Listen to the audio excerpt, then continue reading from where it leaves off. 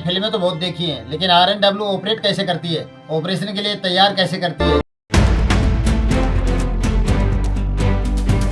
Political दखल कितनी होती है और उससे नुकसान क्या क्या होता है। लेकिन क्या आप जानते हैं RNW के ऑफिसर को कितना रिस्क होता है। एक RSS का मेंबर होम मिनिस्टर बन सकता है, लेकिन RNW में जॉब नहीं मिल सकती। आइए दोस्तों समझते हैं आज की इस वीडियो में ग्राउंड रियलिटी को गहराई से।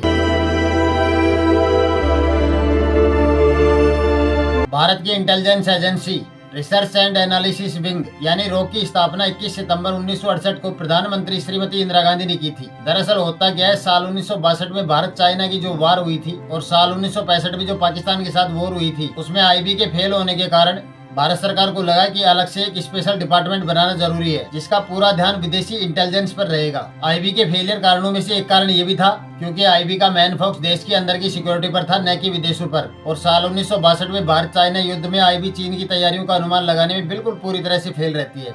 इसके अलावा साल 1965 में भारत पाकिस्तान युद्ध में IB पूरी तरह से फेल रहती है। इन सब कारणों को देखते हुए भारत सरकार को लगता है कि अलग से एक इंटेलिजेंस डिपार्टमेंट की जरूरत है, जिसका खास तौर से विदेशी इंटेलिजेंस पर फोकस रहे। इसी वजह से रॉ को 21 सितंबर 1968 में बनाया गया था। लेकिन ये सबसे पहले कब और क्यों बनाई गई थी, आइए दोस्तों इसको समझते हैं विस्तार से। दरअसल होता क्या है कि 1830 से 1840 के बीच में भारत में अंग्रेजों का राज था और सेम टाइम पर जबलपुर के जंगलों में कुछ डकैत थे जो आते जाते लोगों पर अटैक और लूटकर जंगलों में गायब हो जाते थे। इस प्रॉब्लम से निपटने के लिए अंग्रेजों ने सोचा कि एक डिपार्टमेंट ऐसा बनाया जाए जो इस प्रॉब्लम को हमेशा के लिए खत्म कर सके। और अब आता है साल 1835 और ब्रिटिशर एक डिपार्टमेंट बनाते हैं जिसका नाम रखते हैं ठगी एंड डकैती डिपार्टमेंट। और इस डिपार्टमेंट को आगे चलकर 21 सितंबर 1968 को RNAW में कन्वर्ट कर दिया जाता है। उस टाइम पर जो ये नया डिपार्टमेंट बनाया गया था ठगी और डकैती वाला, उसका मेन काम था उस पूरे एरिया की जानकारी और इंटेलिजेंस को इकट्ठा करना और सरकार के पास भेजना। और कुछ ऑफिसर इन डकैतों के साथ मिलकर काम करने लगते हैं। ऐसा करके इस डिपार्टमेंट ने बहुत ही कम टाइम में पूरे डकैतों को बहुत जल्दी खत्म कर देते हैं। और इस टाइम पर अंग्रेजों को समझ में आ गया था कि इंटेलिजेंस डिपार्टमेंट कितना महत्वपूर्ण डिपार्टमेंट है, इसलिए उन्होंने सेंट्रल स्पेशल ब्रांच यानी CSB नाम से एक और एजेंसी बनाते हैं, जिसका काम था भारत के फ्रीडम फाइटर्स की एक्टिविटी पर नजर रखना। और इसमें उसी डिपार्टमेंट के ऑफिसर थे जो ठगी और डकैती के लिए बनाया गया था। और फिर कुछ टाइम बाद उसी डिपार्टमेंट को सेंट्रल स्पेशल ब्रांच यानी CSB में कन्वर्ट कर दिया जाता है। इसके बाद इसमें जो क्राइम से रिलेटेड केस आते थे उनको संभालने की जिम्मेवारी भी इनको ही दे दी जाती है। इसके बाद साल 1904 में इसका नाम बदलकर सेंट्रल क्रिमिनल इंटेलिजेंस डिपार्टमेंट यानी कि CCID कर देते हैं। और फिर साल 1906 में इसका नाम फिर से बदलकर इंटेलिजेंस ब्यूरो यानी IB कर देते हैं। जब IB को हद से ज्यादा सफलता मिल रही थी, फिर अलग से एक और मिलिट्री इंटेलिजेंस डिपार्टमेंट बनाते हैं। इसके बाद जब देश आजाद हुआ और अंग्रेजों ने जब देश का बंटवारा किया तो IB के डिपार्टमेंट का भी बंटवारा होता है। अंग्रेजों ने IB के टोटल केस, एजेंट और उनके डिटेल्स और सीक्रेट डॉक्यूमेंट्स को नष्ट कर देते हैं और कुछ डॉक्यूमेंट्स अपने साथ लेकर चले जाते हैं। इसके बाद उन्होंने IB भारत को सौंप दिया और MI मिलिट्री इंटेलिजेंस पाकिस्तान को दे दिया जाता है। अंग्रेजों के जाने के बाद IB में ट्रेंड स्टाफ की कमी हो जाती है और संजीव पिलाई जो देश आजाद होने के बाद IB के पहले डायरेक्टर बनते हैं और ब्रिटिश इंटेलिजेंस एजेंसी MI5 के सेम मॉडल पर IB को वापस खड़ा करते हैं। वो IB को देश के अंदर की सुरक्षा के लिए तैयार करते हैं, जो कि अंदर की हर एक्टिविटी पर काम करती है। और साल 1951 में हिम्मत सिंह कमेटी की सिफारिशों के आधार पर IB को भारत की सीमाओं के भीतर और बाहर दोनों जगह काम करने की परमिशन दे दी जाती है। लेकिन इसके कुछ वर्षों बाद कुछ ऐसी घटनाएं घटती हैं जिसके कारण IB को फिर से सीमित कर दिया जाता है। भारत की सीमा सुरक्षा को मजबूत करने के लिए IB को फिर से भारत की बाउंड्री के अंदर सीमित कर दिया जाता है। इसके पीछे एक महत्वपूर्ण कारण था। साल 1954 में चाइना एक मैप रिलीज करता है जिसमें लगभग भारत का 12,000 किलोमीटर का क्षेत्र चाइना की सीमा के अंदर दिखाया गया था। इस घटना के बाद भारत और चाइना के बीच सीमा विवाद शुरू होता है और भारत को अपनी सीमा सुरक्षा के लिए नए कदम उठाने के लिए मजबूर किया जाता है। इसी कारण से RNA यानी रॉ की स्थापना की गई थी, जो भारत की इंटेलिजेंस एजेंसी है। लेकिन असल में चीन उस क्षेत्र पर अपना अधिकार जमाना चाहता था। इसके बाद चीन कुछ सालों तक इंतजार करता है, लेकिन 28 अक्टूबर 1962 को भारत में घुसकर कब्जा करना शुरू कर दिया और इस युद्ध में भारत को हार का सामना करना पड़ा था। भारत चाइना युद्ध में IB का रोल काफी हद तक डाउन रहता है, वो चीन के किसी मूवमेंट को नहीं पकड़ पाती है। इस युद्ध में भारत ने डिसीजन लिया कि वो अपनी एयरफोर्स का इस्तेमाल नहीं करेंगे, कि अगर वो एयरफोर्स का इस्तेमाल करेंगे तो चीन भी इसका जवाब देगा और इससे ज्यादा नुकसान हो सकता है। लेकिन असल में चाइना अपनी एयरफोर्स का इस्तेमाल कर ही नहीं सकता था, क्योंकि वो अपने फाइटर जेट्स को तिब्बत के ऊंचाई वाले क्षेत्रों में लैंड कराने की उसके पास कोई सुविधा नहीं थी। चीन के पास उस क्षेत्र में कोई बड़ा एयरबेस या एयरक्राफ्ट का अरेंजमेंट नहीं था। इसमें टेक्नोलॉजी का यूज, एविएशन रिसर्च सेंटर को सेटअप करना और चाइना की सीमा पर विशेष ध्यान देना शामिल था। लेकिन अब साल आता है 1965 और एक बार फिर से IB अचानक फेल हो जाती है। जब पाकिस्तान ने भारत पर अटैक किया था, ये हमला न केवल हमारी सुरक्षा के लिए खतरा था बल्कि हमारी संप्रभुता को चुनौती दे रहा था। क्या हम अपने देश को किसी भी तरह के दबाव या धमकी के सामने झुकने देंगे सरकार के रूप में हमें मजबूती से खड़ा होना होगा और अपने देश की रक्षा के लिए हमेशा तैयार रहना होगा। सरकार इससे ज्यादा और क्या कर सकती थी।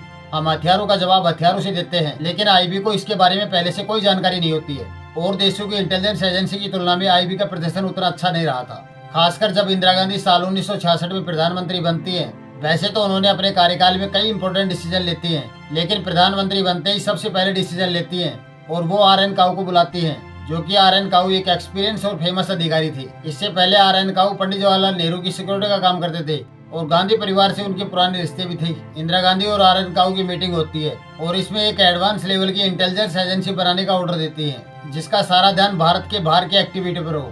और इस काम के लिए RN काऊ 2 महीने का समय लेते हैं और साथ ही उनको ये जिम्मेवारी भी दी जाती है कि आप एक ऐसी एजेंसी बनाओ जो भारत को युद्ध में बढ़त दिला सके। RN काऊ एक नई एजेंसी का ब्लूप्रिंट तैयार करते हैं और इंदिरा गांधी के सामने पेश करते हैं और इंदिरा गांधी इसे स्वीकार कर लेती हैं। और इस एजेंसी को लागू करने के दौरान इंदिरा गांधी एक और महत्वपूर्ण बदलाव करती हैं। उन्होंने तय किया कि नई एजेंसी सीधे प्रधानमंत्री को रिपोर्ट करेगा, न कि किसी अन्य अधिकारी को। और ये डिसीजन इंदिरा गांधी की मजबूत शैली और राष्ट्रीय सुरक्षा को उनकी रुचि को दिखाता है। उस टाइम वहाँ पर कैबिनेट मिनिस्टर DM जोशी भी मौजूद थे। Research and analysis wing RNA की स्थापना 21 सितंबर 1968 को होती है और इसका हेड ऑफिस नई दिल्ली में है। RNA का गठन करने का मुख्य उद्देश्य था भारत की सीमाओं के बाहर की एक्टिविटी पर नजर रखना और देश की सुरक्षा को मजबूत करना। RNA का नाम सजेस्ट करने वाले RN काऊ थे, जो कि उस समय इन्वेस्टिगेशन ब्यूरो डिपार्टमेंट में डायरेक्टर थे। वो इस नई संस्था का ढांचा पेश करते हैं, जिसे इंदिरा गांधी स्वीकार कर लेती हैं। RNAW को योजनाबद्ध विदेशी जानकारी और director general of military intelligence के बराबर की जिम्मेवारी सौंप दी जाती है। RNA का बजट उस समय $20 बिलियन का था।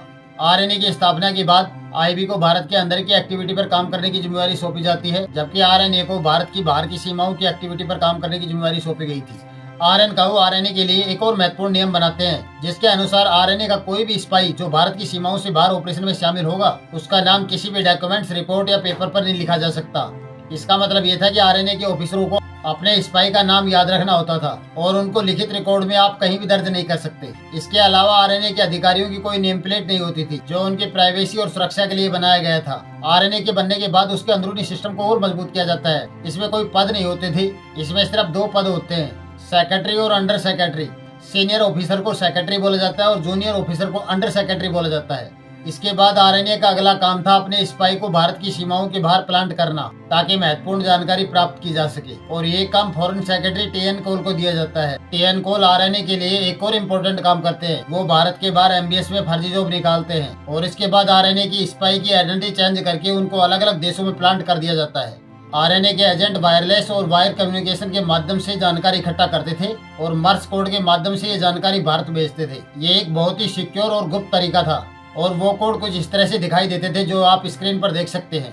RNA अपने स्पाई को बाहर सेटअप करने के बाद भारत की सीमाओं पर मॉनिटरिंग स्टैंड्स लगा देते हैं और इन स्टैंड्स के माध्यम से RNA सिग्नल इंटेलिजेंस SI के थ्रू बॉर्डर से ही कम्युनिकेशन ट्रेस करना शुरू करते हैं, क्योंकि इससे RNA को दुश्मन देशों की एक्टिविटी के बारे में जानकारी मिलती थी। जब RNA की एक्टिविटी शुरू हुई तो उसके कुछ महीनों बाद IB और फॉरेन मिनिस्टर की इम्पोर्टेंस थोड़ी कम हो गई थी और RNA की इम्पोर्टेंस कुछ ज्यादा होने लगती है। इसी कारण से IB के डायरेक्टर SP वर्मा और MML आहूजा ने इसके गठन पर ही सवाल उठा दिए थे।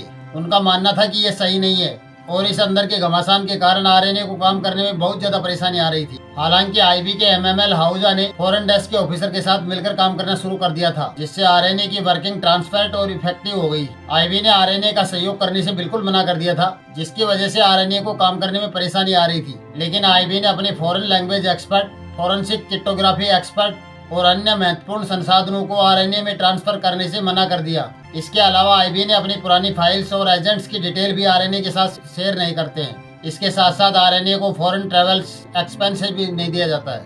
RNA के साथ IB के सहयोग में कई चुनौतियां आने लग जाती हैं। एक बड़ी प्रॉब्लम तो यही थी कि खर्चों के लिए कैबिनेट से परमिशन लेना पड़ता था और इस प्रक्रिया में बहुत देरी हो जाती थी। इसके बाद कई महीनों तक ये आपसी कलेश चलता रहता है। लेकिन कुछ टाइम बाद RNA के डायरेक्टर को कैबिनेट का हिस्सा बनाने से प्रशासनिक स्तर, हायरिंग और विदेश यात्रा का खर्चा जैसे डिसीजन लेने में RNA को ज्यादा पावर मिल जाती है और इससे स्थिति नियंत्रण में आने लगती है। RNA की भर्ती प्रक्रिया में एक घोषणा पत्र भी साइन करना शामिल था, जहाँ पर उनको साइन करना होता था वो और उनकी फैमिली का कोई भी मेंबर RSS और कम्युनिस्ट एसोसिएट से नहीं होना चाहिए। अटल बिहारी वाजपेयी जी प्रधानमंत्री बन सकते हैं और RSS के LK आडवाणी गृह मंत्री बन सकते हैं, लेकिन इस फॉर्म को बदला नहीं जाता है। इसका मतलब ये है कि आरएसएस का आदमी गृह मंत्री बन सकता है, लेकिन आरएनए में जॉब नहीं मिल सकती। इसके बाद आरएनए का पूरा सेटअप करने के बाद और फिर लगभग करीब 9 महीने बाद अपने पहले एजेंट को पाकिस्तान में घुसाने का प्लान बनाते हैं। एजेंट का जो रियल नाम था वो तो आज की तारीख तक किसी को नहीं मालूम, लेकिन आरएनए के ऑफिसर कश्मीर बेदी को इसलिए चुना गया था क्योंकि वो इस्लामिक ट्रेडिशनल पंजाबी और उर्दू भाषा जानते थे। कश्मीर बेदी की हायरिंग पंजाब से होती है और उनको कई महीनों तक स्पाइन टेक्निकल की ट्रेनिंग दी जाती है। ये सारी तैयारियां चल रही थी क्योंकि उस समय KN राव पड़ोसी देश में थे और भारत पाकिस्तान बॉर्डर पर एयरक्राफ्ट के माध्यम से पाकिस्तान के क्षेत्र से जो तस्वीरें ली जाती थी, फिर इन तस्वीरों को इंटरसेप्शन डिपार्टमेंट को भेजा जाता था, जहां इन तस्वीरों के जरिए जानकारी कलेक्ट करते थे और पाकिस्तान के क्षेत्र में क्या एक्टिविटी चल रही है इसका पता लगाते थे। लेकिन इस पूरी प्रक्रिया में एक बड़ी परेशानी होती थी। जो कैमरे एयरक्राफ्ट में यूज कर रहे थे उनकी रेंज केवल 70 किलोमीटर तक ही जाती थी। जो भी तस्वीरें आती थी वो क्लियर नहीं आती थी।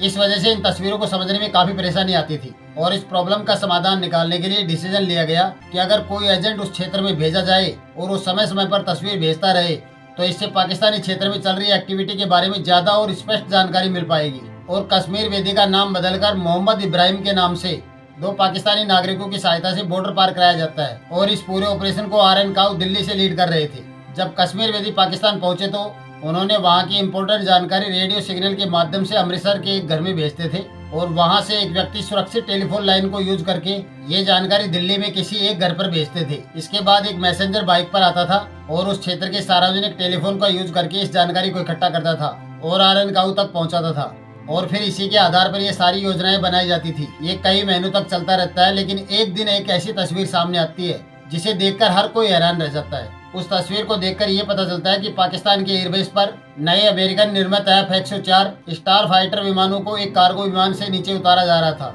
इस विमान से गोला बारूद और कुछ लोग उतरते हैं। इसमें 6 F-104 स्टार फाइटर, लड़ाकू विमान, 7B-57 बम वर्षक और 300 सैनिक उतरते हैं जो अनलोड हो रहे थे।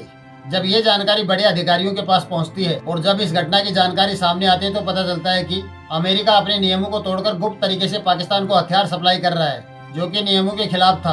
और सेम टाइम पर भारत को एहसास होता है कि पाकिस्तान आगे चलकर कुछ बड़े कदम उठा सकता है, इसलिए भारत अपना पूरा ध्यान ईस्ट पाकिस्तान पर लगा देता है, जो कि आज के टाइम पर बांग्लादेश है।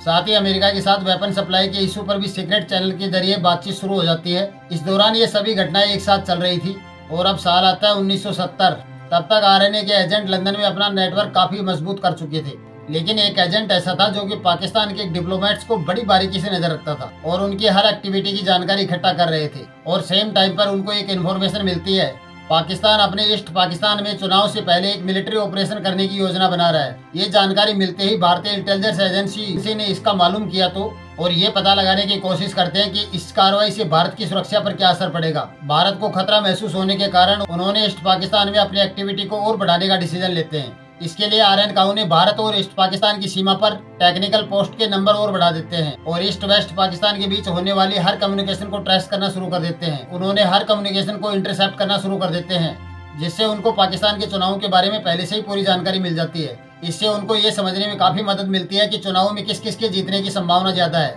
और मिलिट्री ऑपरेशन होगा तो कौन कौन शामिल होगा।